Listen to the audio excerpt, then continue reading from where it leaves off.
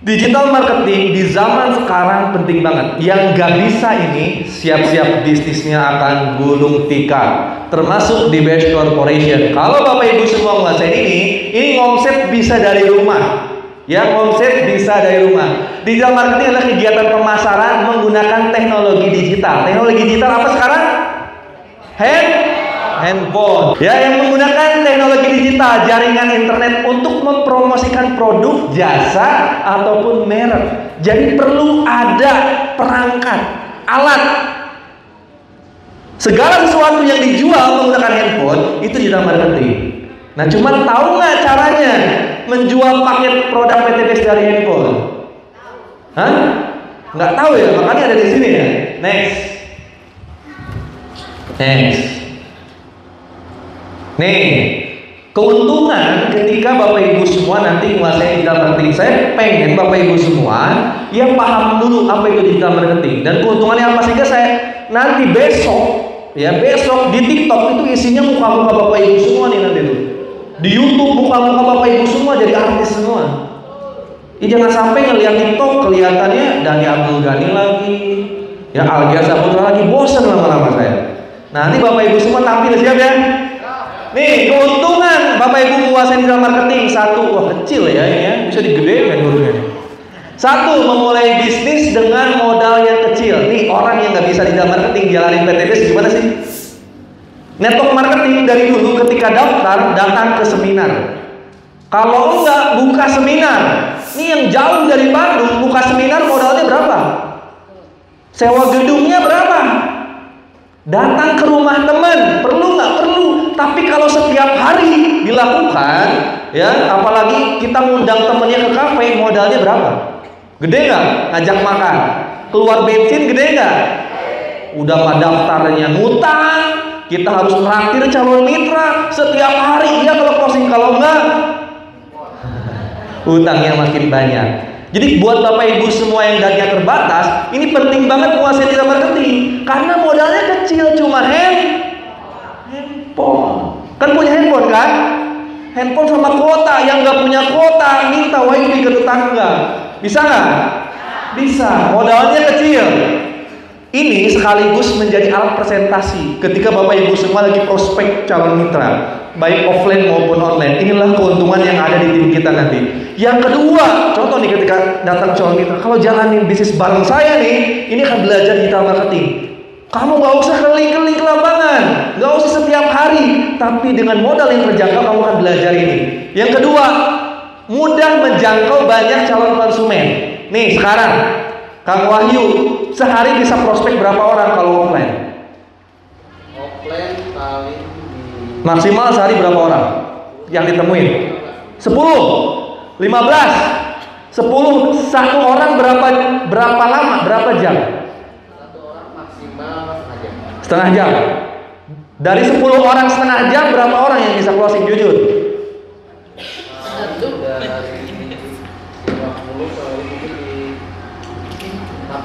Dari 4 atau 5, dari 50 ya.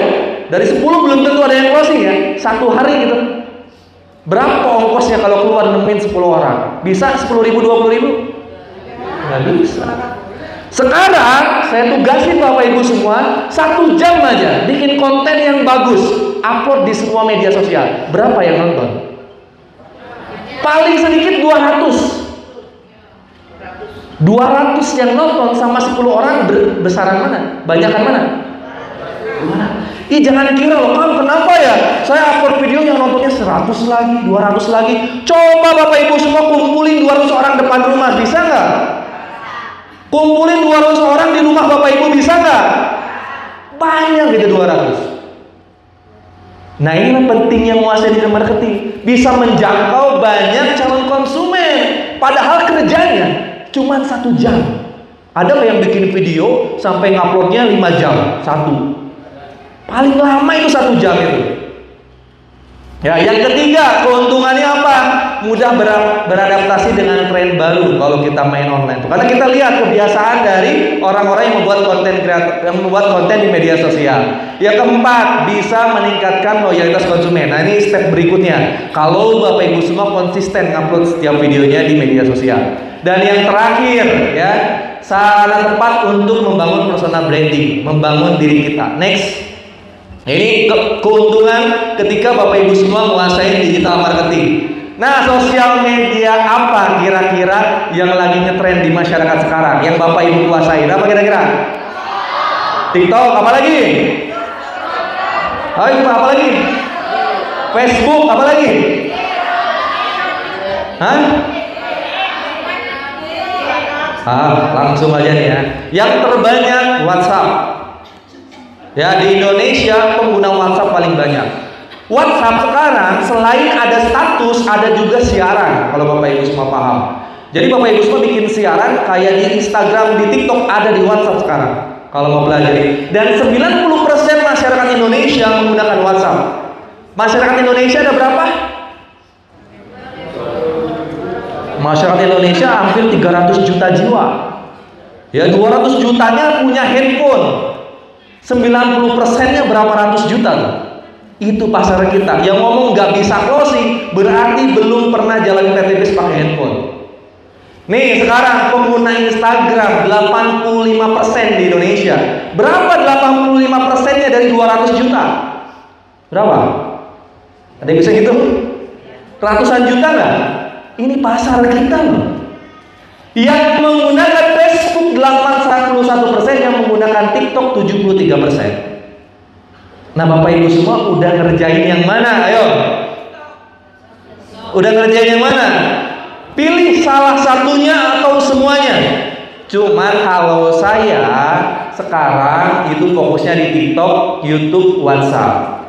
Database nih bocorannya, pengalaman saya pribadi sekarang. Database calon mitra paling banyak itu sekarang TikTok, snack video. Kalau saya nih, setiap mentor beda-beda, tergantung fokusnya di mana. Cuman sekarang ini kalau saya lebih banyaknya di TikTok dan snack video. Closingnya di WhatsApp. Ada yang dari Instagram dan teman-teman yang lain. Nah, cukup kuasain ini, pelajarin ini. Next. Sekarang tren masyarakat bukan lagi belanja ke warung, minimarket, mall. Ini saya kasih tahu nih yang punya toko nih, yang punya toko baju tuh, ya di Jakarta, di Bandung. Jangankan toko baju deh, BIP sekarang ya, mall udah banyak talent-talent yang tutup. Coba datang ke BEC, berapa banyak toko yang tutup? Udah zamannya orang belanja itu lihat sosial media, lihat live shopping. Siapa yang suka live ada? Nah, penting nanti live based corporation, tapi dengan presentasi yang benar. Kalau Bapak Ibu semua nggak melakukan ini susah nih. Tugas Bapak Ibu semua di media sosial. Kan saya harus ngapain nih di media sosial? Ini penting nih. Apa yang saya lakukan setiap hari? Yang pertama, wajib membuat konten. Sekarang orang belanja baju kadang nggak di Shopee. Kenapa kalau di Shopee? Kalau di Shopee kan kalau lihat apa namanya kan etalase doang, kan lihat gambar doang. Sekarang awalnya di live shopping sekarang langsung. Makanya sekarang Shopee dan TikTok ada live. Tren sekarang itu belanja itu dari live shopping. Kalau kita lihat tren di Cina itu di gang-gang, mereka tuh pada live jualan baju, jualan handphone. Tren masyarakat ke arah sana. Kalau kita lihat baju di gambar sama lihat baju ketika orang memperagakan itu beda. Pasti mereka closingnya di live. Nah, ini bisa menjadi potensi buat Bapak Ibu semua. Tapi jangan sampai ketika live malu-maluin PTBS. Makanya perlu belajar. Ya, selain membuat konten, nanti ke depan live Bapak Ibu semua. Yang kedua, mengelola konten dan jadwal konten. Kira-kira jadwal jam berapa yang bagus upload TikTok? Ada yang tahu? Jam berapa? 11, 3 atau 5. Bisa. Ada lagi? Hah? 11? 19. Ada lagi? Kabar baiknya, TikTok yang sekarang nggak ada jam. Pernah nggak, ini saya tanya nih, pernah nggak Bapak Ibu lihat konten TikTok, keluar satu konten yang kita lihat berulang-ulang. Ini perasaan konten ini pernah saya lihat kok keluar lagi. Pernah ya? Pernah loh sekarang. Akan sering terjadi. Kabar baiknya Indonesia menduduki peringkat pertama pengguna TikTok dan terlama stay di TikTok. Ngalahin Amerika. Itu saking malasnya orang Indonesia, gak mau kerja, buka TikTok aja terus. Bapak-bapak maupun ibu-ibu tuh orang Indonesia tuh. Hah? Iya. Nenek-nenek, kakek-kakek, anak-anak semuanya kayak gitu, udah kecanduan. Ngalahin Amerika, nomor 1 bahkan ngalahin Cina sekali. Indonesia, masa kita mau jadi pengguna doang nih? Pengguna TikTok di Indonesia lebih dari 150 juta. Berapa 150 juta kalau dikumpulin satu gedung ini cukup nggak? Banyak nggak itu 50 juta pengguna TikTok? Nah pertanyaan saya, yang konten PTBS berapa orang? Nyampe 100 orang yang setiap hari upload konten PTBS? Nyampe 200 orang nggak yang setiap hari konten produk PTBS? Nyampe nggak 300 orang yang setiap hari ngomongin lunas hutang dan riba dengan cara bergabung di PTBS? Ada nggak? Nggak ada, hitung. Nanti sekali-kali 1 bulan lihat yang keluar, misalnya channel saya, oh Algian Saputra, oh channelnya Restu, oh Restu. Coba hitung, nyampe nggak 100-200 orang? Nggak ada. Nggak ada, coba cek aja di TikTok. Coba cek konten kreator PTBS, berapa followernya? Ada yang pernah ngecek? Dan cek kontennya setiap berapa lama? Berapa jam sekali dia ngupload? Nggak ada. Masa mau saya terus yang main di TikTok? Saya hari ini udah ngupload 2. Nih besok kan keluar dari sini yang ketiga. Kalau Bapak Ibu semua nggak mau ambil bagian, ya tahun 2025 kebangun rumah 1 miliar, saya ambil bagian. Kan nggak ada batasan di Pak Haji Febrian. Kalau Bapak Ibu semua mau nyantai-nyantai pulang dari sini, ya saya aja. Saya sebelum masuk ruangan itu ngupload. Coba cek Algian Saputra, udah ngupload video belum? Kalau Bapak Ibu semua nggak melakukan apa yang saya lakukan, saya terus nanti yang dapat rewardnya. Kang Dani terus, Pak Restu terus. Ingat loh, yang nggak bisa closing sekarang berarti belum paham ini. 154 juta pengguna TikTok, dari 154 juta berapa orang yang punya utang kira-kira? Berapa orang yang rumahnya belum lunas? Pernah tahu?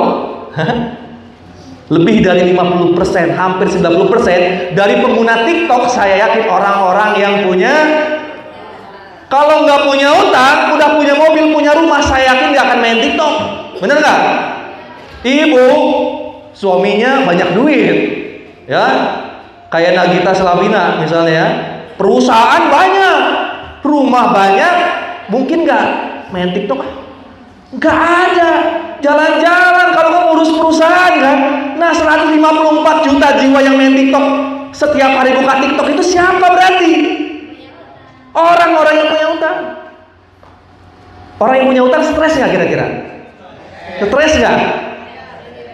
Pak, lagi nggak punya duit nih, kurang jajan buat istri. Kira-kira pas nemuin istri bisa ngobrol bareng atau peluk-pelukan nggak?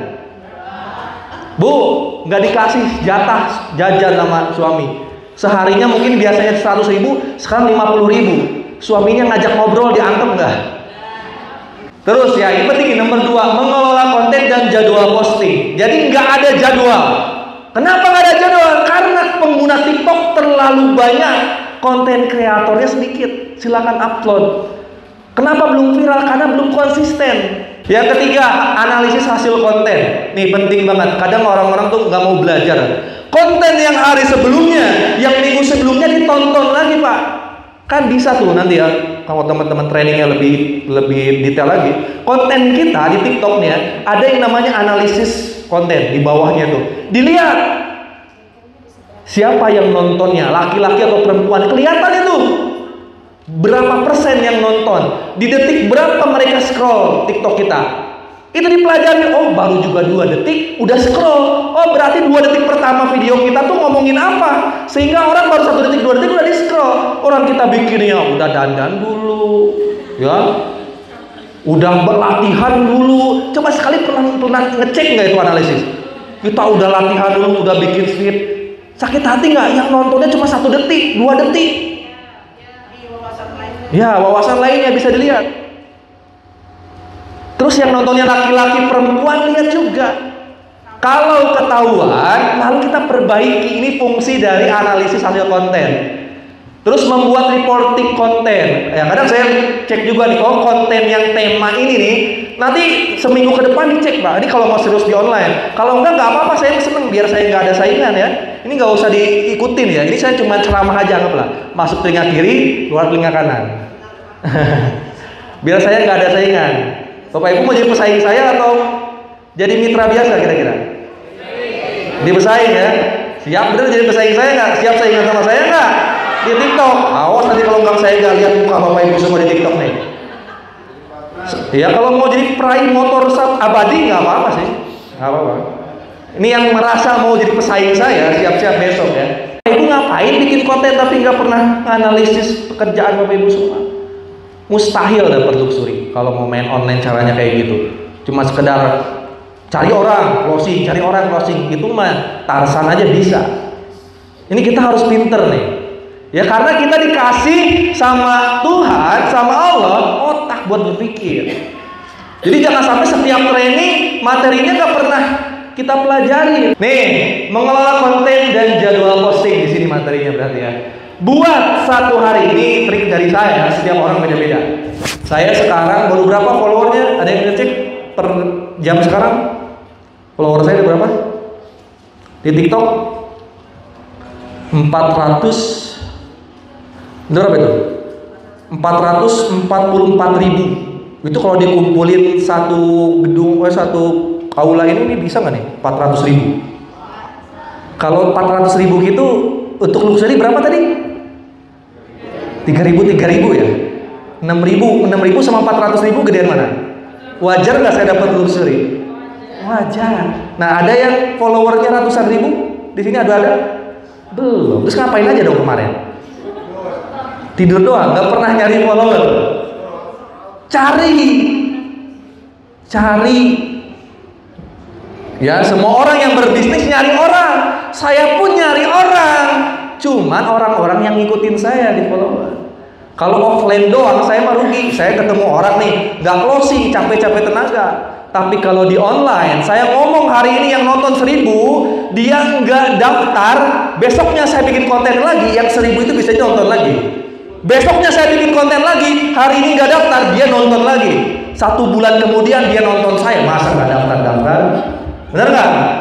Ya, jadi jangan jadi pesaing saya, biar saya nggak ada saingan di TikTok nih. Konten 1 hari 2-3 minimal. Ya, minimal itu. Ada yang minimal sehari upload 2-3? Nggak ada saya yakin. Ada setiap hari? Bolong-bolong. Harus setiap hari minimal 2-3 jam berapaan terserah. Setiap akun beda-beda. Nanti makanya pentingnya analisis konten. Kita tahu kalau ada konten yang viral, jam berapa nih viralnya di wawasan lainnya tuh. Oh viralnya jam 11 siang. Besok saya jadwalin jam 11, pasang alarm. Jam 10 saya bikin, jam 10:30 saya ngedit, jam 11 saya upload. Itu kalau Bapak Ibu semua berbisnis tuh kayak gitu, kerjanya tuh terstruktur. Ya, apalagi kita ngomongin 3,67 miliar. Nah, cuman kalau saya biasanya pagi, ini kalau saya beda-beda di tiap akun. Kalau saya pagi jam 5 sampai jam 9. Ya, terus siangnya jam 11 sampai jam 13. Sorenya jam 17 sampai jam 19 kalau saya. Terserah nanti Bapak Ibu semua mau ambil jam berapa ya. Jam 12 malam nih nggak ada saingan. Ya, siapa yang mau siap jam 12 malam bikin konten? Nah, jam 12 malam pada saingan nih masih jarang. Yang ketiga ini yang paling penting dan paling susah. Bahkan jangankan Bapak Ibu semua, adik saya pun kalau disuruh susah. Mitra-mitra yang dekat sama saya pun susah. Yang paling penting adalah konsisten dan persisten ketika membuat konten. Konsisten maksudnya apa? Hah? Konsisten tuh gimana? Kalau bikin konten konsisten?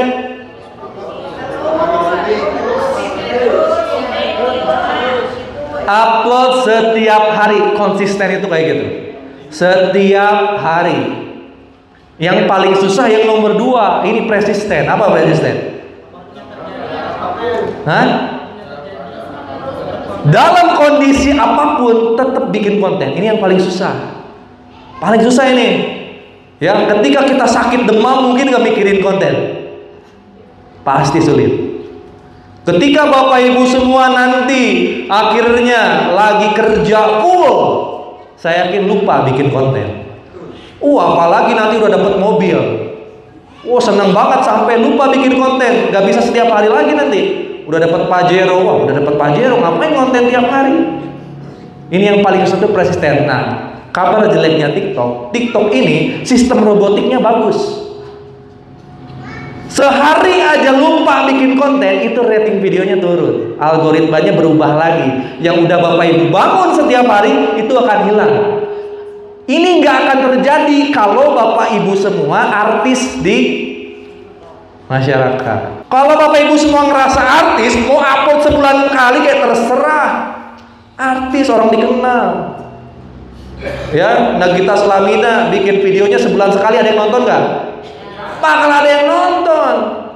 Mbak Imong live-nya jam 12 malam, ada yang nonton nggak? Ada.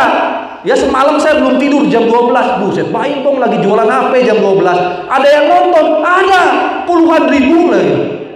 Kalau Bapak Ibu semua udah jadi artis, boleh nih konten ngasal. Tapi kalau yang bukan artis, jangan uploadnya 3 hari sekali. Udah nggak usah main TikTok. Ya, nyari orang aja ke jalan, ke pasar, terus kemana lagi? Ke teman, nggak apa-apa. Malah saya seneng kalau Bapak Ibu semua main offline, seneng banget. Dan PTBS perlu orang-orang yang main offline. Biar nanti dipresentasinya sama Bapak Ibu semua, closingnya sama saya. Ini datang nih ke rumah temen nih, temen jauh nih datang. Wih, udah tau PTBS belum? Oh belum. Coba jelasin ke saya dong. Jelasin. Semangat dong ngejelasinnya. Semangat, bawa flip chart ya, bawa kertas, tulis, semangat. Nggak tahu dia kalau temennya lagi nggak punya duit. Yang penting mah kata mentor saya, ketemu satu kepala 400.000 katanya. Fokusnya tuh semangat. Semangat untuk prospek, presentasi. Salah nggak? Nggak salah, itu bener. Ya, itu bener Bapak Ibu semua. Bapak Ibu presentasi dari A sampai Z. Gimana, siap daftar? Siap, insya Allah nanti ya pas gajian ya. Bisa dipegang nggak kata-kata dia pas gajian? Pas gajian ya. Oh, siap dia pas gajian ya. Siap, iya insya Allah pas gajian. Pulang tuh, nggak bikin video ketika presentasi, pulang. Tadi tuh teman saya tuh ngejelasin apa ya. Besoknya buka TikTok dia. Ih, PTBS, Kang Algian. Wah, punya Mercy, punya rumah. Teman saya pada datangnya pakai motor. Udah mau pakai motor dia bukannya. Oh, Kang Algian mau bawa Mercy, bawa Pajero. Wih, ada support sistemnya, ada seminarnya, ada trainingnya, ada workshopnya. Daftarnya ke siapa kira-kira? Sekali belum tentu daftar ke saya. Terus dia follow, cekrek. Bagus nih. Ih, besoknya temanya lunas hutang. Buset, Kang Algian wawancara ibu-ibu bisa lunas hutang. Wah, di like ah. Belum punya duit kan? Besoknya keluar lagi tuh konten saya gara-gara nonton sampai akhir. Buset, anak sekolah bisa dapat mobil nih mentorin Kang Algian. Mau itu yang presentasi pacarnya, bisa jadi daftarnya ke saya. Jadi Bapak Ibu semua, saya saranin besok offline semua ya, jangan ada yang online ya. Ini jangan dicatat, pokoknya jangan diikutin, bahaya ini. Ya, jangan diikutin. Biar saingan saya dikit. Jadi prospek biar saya closing siap. Nanti saya doain Bapak Ibu semua dapat mobil, tahu-tahu di rumah jebret nanti ada mobil. Mungkin nggak? Nggak mungkin, harus kerja dulu. Bisa nggak Kang dengan prospek offline dapat online-nya juga? Bisa. Makanya pakai untung rugi sistemnya. Bapak Ibu semua rugi kalau prospek offline cuma ngomong doang. Kalau saya rugi. Saya diundang calon mitra nih, datang ngejelasin, saya mah nggak mau. Ngapain? Habisin waktu 1 jam ngomongin PTBS, nggak. Saya yakin nggak akan langsung closing. Dan saya tahu orang yang saya prospek belum tentu punya duit. Kecuali yang saya prospek orang kaya, rugi saya. Kalaupun terpaksa saya harus bantu presentasi, harus mau direkam. dan harus mau bikin video bareng saya.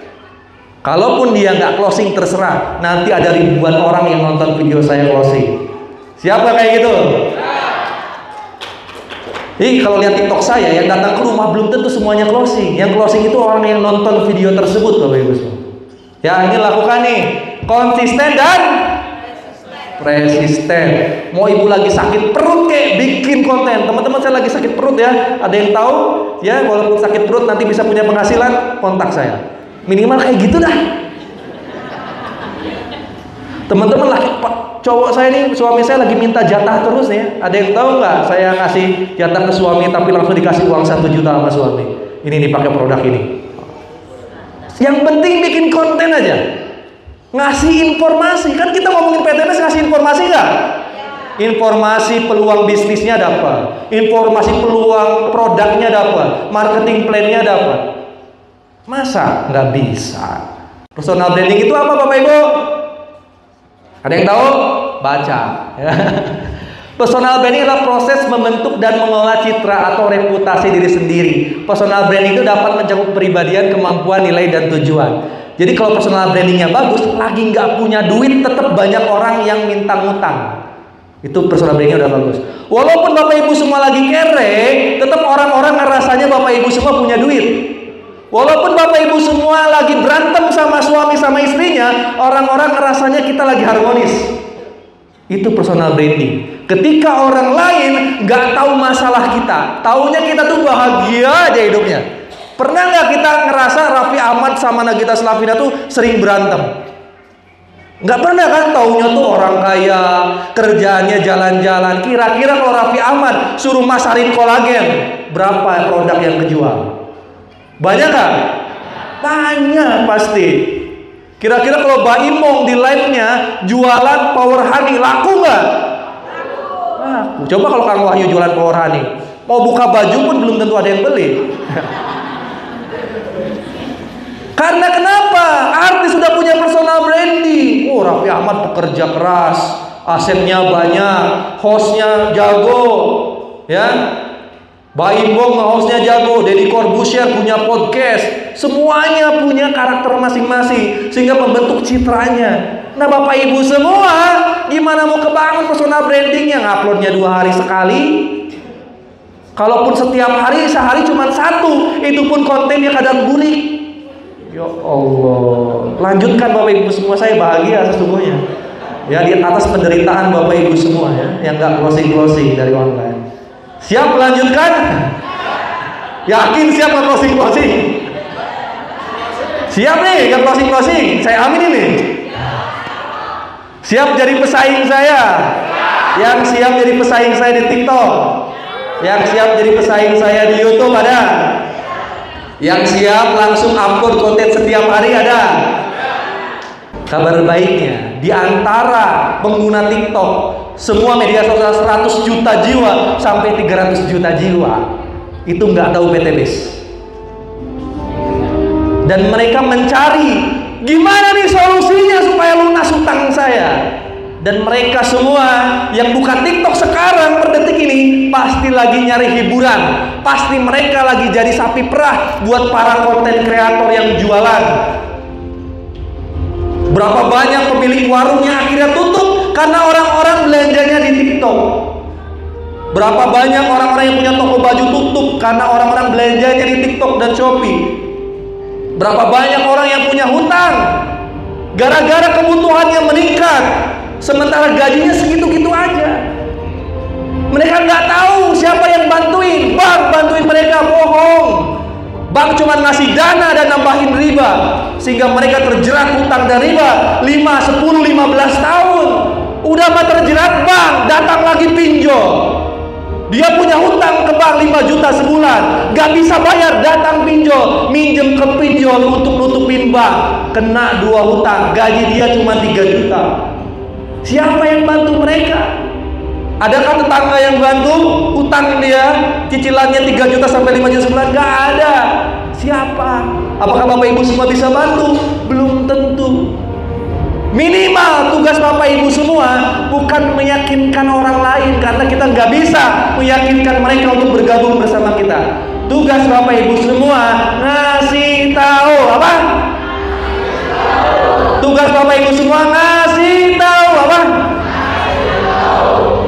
tahu mereka, niatin syiar, dakwah, bantu umat bebas hutang dan riba, ngasih solusi. Ini loh Pak, Bu, saya juga pernah hutang. Alhamdulillah saya bergabung dengan komunitas SSB Tim ini. Saya jadi tahu caranya lunas hutang. Ngomongnya kayak gitu. Pak, Bu, saya juga punya hutang. Alhamdulillah saya ketemu teman yang kenalin bisnis ini, sehingga saya punya harapan untuk lunas hutang. Bapak Ibu udah tahu belum komunitas ini? Alhamdulillah saya ketemu nih dengan mentor yang udah lunas hutangnya. Kasih tahu. Kalau bukan Bapak Ibu mau siapa lagi? Ada 150 sampai 200 peserta di sini. Andai sehari upload 3 konten, 200 kali 3, 600. Harusnya ada 600 konten besok. Cuman kemana dari training-training sebelumnya? Orang-orangnya nggak ada, karena nggak mau kerja.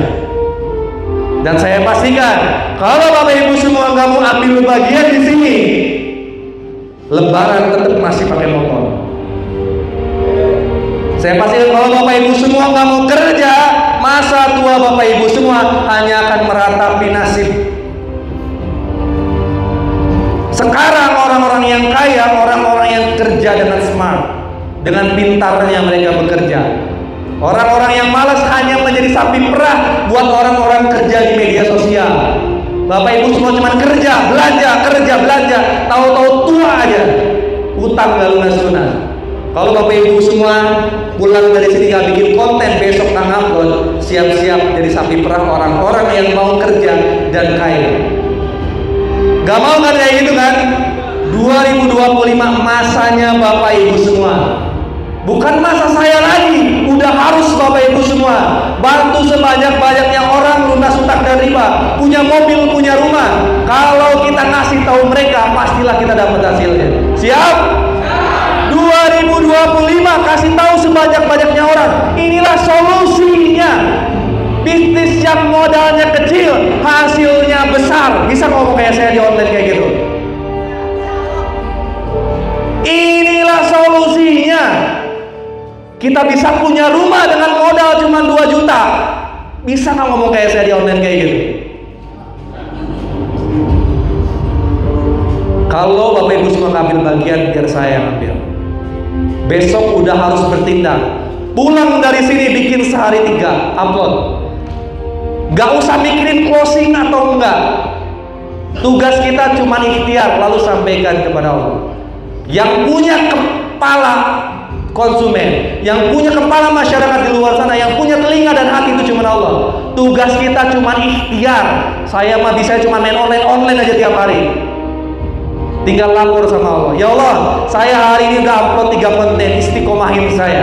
Besok saya kerja lagi, saya akan prospek lagi, bikin video lagi, prospek lagi, bikin video lagi. Closing nanti menjadi hasil akhir dari perjuangan Bapak Ibu semua. Dan motor, mobil, rumah bebas hutang adalah hasil akhir dari perjuangan kita semua. Pastikan tetes keringat, waktu, modal, uang yang kita keluarin bisa berhasil di PTB. Siap? Yang siap 2025 bebas hutang katakan saya. Yang siap 2025 bisa punya mobil mewah katakan saya. Yang siap 2025 bangun rumah miliaran katakan saya. Yang siap 2025 bisa berangkat umroh dan haji katakan saya. Allahumma sholli ala sayyidina Muhammad wa ala ali sayyidina Muhammad. Ya Allah, semoga semua mitra-mitra di ruangan ini 2025 bebas hutang dan ribanya. Ya Allah, semua peserta yang hadir di sini tahun depan bisa kembali mobil impiannya. Ya Allah, semoga yang ada di ruangan ini 2025 kebangun rumah impiannya. Ya Allah, 2025 panggil kami ke tanah suci-Mu ya Allah, bisa melaksanakan ibadah umroh dan haji beserta keluarga kami ya Allah, bisa membahagiakan orang tua kami ya Allah. Selama saya masih hidup, pantaskan saya bisa membahagiakan kedua orang tua saya ya Allah. Allahumma sholli ala sayyidina Muhammad wa ala ali sayyidina Muhammad. Itu aja dari saya Bapak Ibu semua. Keluarga kita lagi nunggu kita di rumah. Pastikan tahun depan kita semua wajib sukses di PTB. Terima kasih banyak. Wassalamualaikum warahmatullahi wabarakatuh.